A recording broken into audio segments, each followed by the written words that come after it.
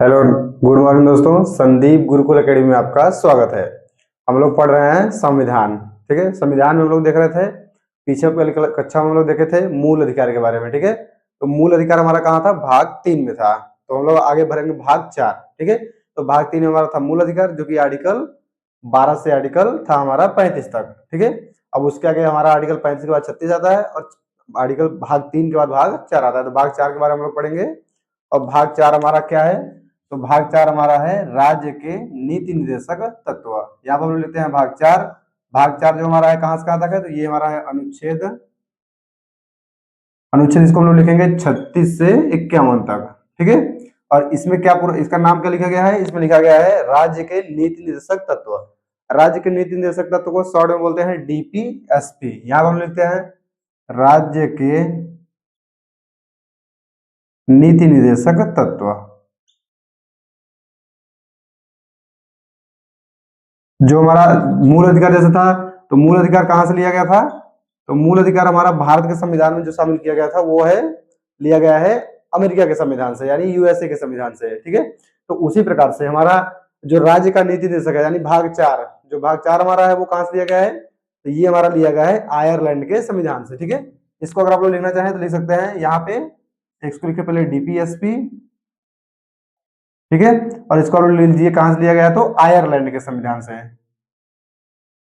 Ireland के संविधान से लिया गया हमारा डीपीएसपी, यानी कि राज्य के नीति निर्देशक तत्व। अब देखिए, हम लोग समझे पहले कि राज्य के नीति निर्देशक तत्व का मतलब क्या हुआ। ठीक है, इसका उद्देश्य क्या है, क्यों इसको संविधान में शामिल किया गया? तो राज्य के नीति निर्देशक तत्वों को संविधान में इसलिए शामिल किया गया, ये कल्याणकारी एक राज्य की मतलब एक कल्याणकारी राज्य के निर्माण के लिए इसका स्थापना किया गया। ठीक है, यहाँ पर हम लोग लिख भी सकते हैं उद्देश्य। ठीक है, उद्देश्य लिख के आप लोग ले लीजिए कल्याणकारी कल्याणकारी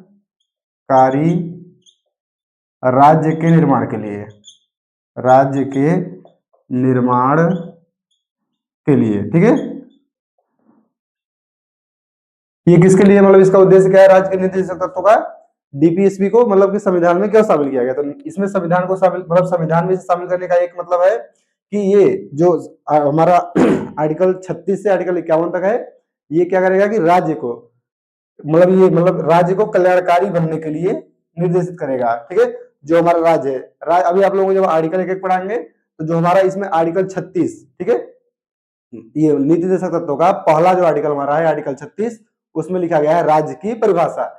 जैसे आप लोग पीछे पीछे आप लोगों को साथ नहीं बताया ना, तो आर्टिकल 12 जो हमारा मूल अधिकार जहां से चालू था, आर्टिकल 12 में लिखा गया था राज्य की परिभाषा। उसी प्रकार से यहाँ आर्टिकल 36 में लिखा गया है राज्य की परिभाषा के बारे में। ठीक है, तो राज्य की जो परिभाषा होगा, तो राज्य किस प्रकार से काम करेगा, राज्य किस प्रकार से लोगों के लिए मतलब कल्याणकारी कार्य करेगा, उसके लिए ये हम आर्टिकल जो ये लिखे गए हैं, जो डीपीएसपी हमारा है राज्य के नीति निर्देशक तत्व, इस तरीके से काम करेगा। उसमें लिखा होगा कि राज्य हमारा कल्याणकारी तरीके से किस प्रकार लोगों के लिए काम करेगा। ठीक है, इसमें इसको मतलब देखिए, ये कल्याणकारी राज्य के लिए एक निर्माण हो गया। अगर इसमें और हम देखें तो नागरिकों के राजनीतिक एवं आर्थिक, ठीक है, नागरिकों के राजनीतिक एवं आर्थिक स्वतंत्रता को भी सुनिश्चित करेगा। ठीक है, यहाँ पर आप लोग लिख लेंगे नागरिकों के राजनीतिक एवं आर्थिक स्वतंत्रता को स्वतंत्रता को देखिए, नागरिकों के राजनीतिक एवं आर्थिक स्वतंत्रता को सुनिश्चित करेगा। ठीक है, यहाँ पर हम लोग लिख लेंगे पूरा सुनिश्चित करेगा।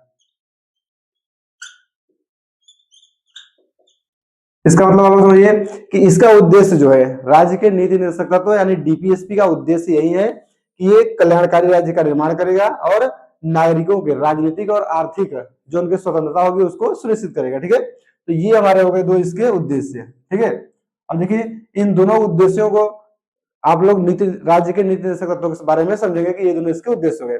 अब हम लोग देखेंगे कि जो ये हमारा पूरा ये मतलब है, इसमें हमारा जो राज्य के नीति निर्देशक तत्वों को आर्टिकल 36 से आर्टिकल 51 तक रखा गया है। इन सभी तत्वों को मतलब ये जो हमारे आर्टिकल है, अनुच्छेद है, इनको 3 प्रकार में विभाजित किया गया। ठीक है, तो हम लोग यहाँ पे लिख सकते हैं कि नीति निर्देशक तत्वों का वर्गीकरण। ठीक है, नीति निर्देशक तत्वों का वर्गीकरण कितने प्रकार में हुआ है? तो 3 प्रकार में हुआ है। नीति निर्देशक तत्वों का वर्गीकरण, तो ये वर्गीकरण हम लोग देखेंगे कितने प्रकार में है? तो 3 प्रकार है। ठीक है, अब इस 3 प्रकार में कौन कौन सा प्रकार है इसके बारे में हम लोग एक एक लिखते हैं। तो यहाँ पे हम लोग एक लिख लेते हैं। पहला हमारा कौन सा हो जाएगा? तो पहला हमारा हो जाएगा समाजवादी सिद्धांत। ठीक है, यहाँ पर हम लिखते हैं पहला नंबर समाजवादी सिद्धांत, ये हमारा हो गया समाजवादी सिद्धांत। दूसरा हमारा हो जाएगा गांधीवादी सिद्धांत, गांधीवादी सिद्धांत। ठीक है, यहां पर लिखेंगे गांधीवादी सिद्धांत। देखिए समाजवादी सिद्धांत में कुछ आर्टिकल हैं, उसके बारे में हम लोग यहाँ पे लिख देंगे सामने इसके। गांधीवादी सिद्धांत के कुछ आर्टिकल हैं जो गांधीवाद के बारे में बताते हैं, उसके बारे में हम इसके सामने लिख देंगे कौन कौन से आर्टिकल हैं। ठीक है, और तीसरा हमारा आता है उदारवादी सिद्धांत। ठीक है, यहाँ पर हम लिखते हैं उदारवादी, उदारवादी सिद्धांत। इन सभी सिद्धांतों में मतलब ये सिद्धांत लिखे गए हैं, उदारवादी सिद्धांत, गांधीवादी सिद्धांत या समाजवादी सिद्धांत। इन सभी सिद्धांतों को अलग अलग आर्टिकल में दिखाया गया है। जो जो किस किस आर्टिकल में ऐसी भावनाएं देखी गई हैं उन आर्टिकलों को हम लोग क्या करेंगे कि इसके सामने लिख देते हैं। ठीक है, तो देखिए जो हमारा समाजवादी सिद्धांत है, समाजवादी सिद्धांत किस किस आर्टिकल में है? तो ये हमारा हो जाएगा आर्टिकल 38, यहाँ पर लिख सकते हैं आप लोग अनुच्छेद 38A यानी 1। ठीक है, और फिर अनुच्छेद 38B। ठीक है, 38A 38B, उसके आगे आए हम लोग 39, अनुच्छेद 39। फिर हमारा अनुच्छेद 39, यहाँ देखिए 39, फिर यहाँ पे 39A B C D। ए आप लोग लिख सकते हैं बारी बारी से, अनुच्छेद ए, अनुच्छेद बी, 39A 39B ऐसे। तो हम लोग ये लिखते हैं 39A B C और D। ठीक है, इन सभी को किस में रखा जाता है? तो समाजवादी सिद्धांत में रखा जाता है। ठीक है, और इसमें हम लोग शामिल करना चाहें तो यहाँ पे हो जाएगा 41, 43 और हमारा एक हो जाएगा आर्टिकल 42, बीच में यहाँ पर 42 लिखते हैं ना, यहाँ पर लिखेंगे 42 और फिर हमारा हो जाएगा 43, यहाँ पे बी या ए 43A। ठीक है, तो ये हमारा हो गया इतने जो अनुच्छेद है, ये 38A 38B, अनुच्छेद 39, अनुच्छेद 39A B C D, अनुच्छेद 41, 42 और 43A, ये सब किस प्रकार के हैं? तो समाजवादी सिद्धांत टाइप के इसमें इसमें समाजवादी मतलब की भावनाएं दिखाई देती है। ठीक है, और गांधीवादी में हम लोग आएंगे तो गांधीवादी में हमारा पहला कौन सा हो जाएगा? आर्टिकल 40 या अनुच्छेद 40। ठीक है, यहाँ हमारा पहला हो जाएगा अनुच्छेद 40, उसके बाद हम लोग लिखेंगे अनुच्छेद 43। ठीक है, अब देखिए यहाँ पे अनुच्छेद हमारा 43B। देखिए अनुच्छेद 43 हमारा यहाँ पे ए है और यहाँ पे बी है। देखिए कोई कोई ऐसे आर्टिकल मिलेंगे जिसमें दो जैसी भावनाएं देखने को मिलेंगी, गांधीवादी भी देखने को मिल जाएगी, उदारवादी भी देखने को मिल जाएगी, गांधीवादी देखने को मिल जाएगी, समाजवादी भी देखने को मिल जाएगी। ठीक है, तो ये एक आर्टिकल में दो भावनाएं देखने को मिल सकती हैं।